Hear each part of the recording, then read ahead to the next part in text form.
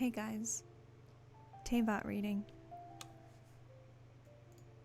This quest item is titled Along with Divinity, Prologue. You find it in the Grand Master's office in the Knights of Favonius headquarters in Mondstadt.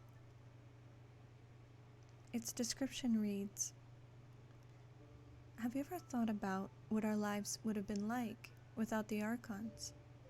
Come and join the author in an exploration of divinity with humor and logic. And it reads as follows. When our perceptions are unfettered by archons and churches, we shall learn that in northern Teyvat, the people of Mondstadt preserved their culture as decades ago, even after Barbados, the animal archon, concealed himself. When we observe the daily lives of the people of Mondstadt from a higher perspective, it is evident that the people share a carefree nature, which mostly stems from their bountiful and pleasant living conditions. The surplus grain produced became their source of brews, and the brews further nourished their easygoing temperament.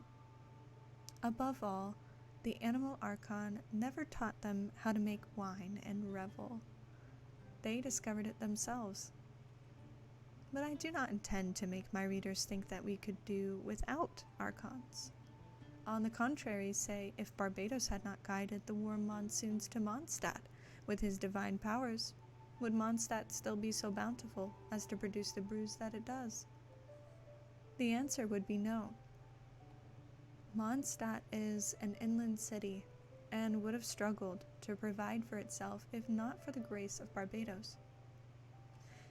If we look back through history, we learn that Mondstadt is situated on a land that was once frozen, where the living conditions were harsh and brewing would be virtually impossible. It was the power of Barbados that changed everything.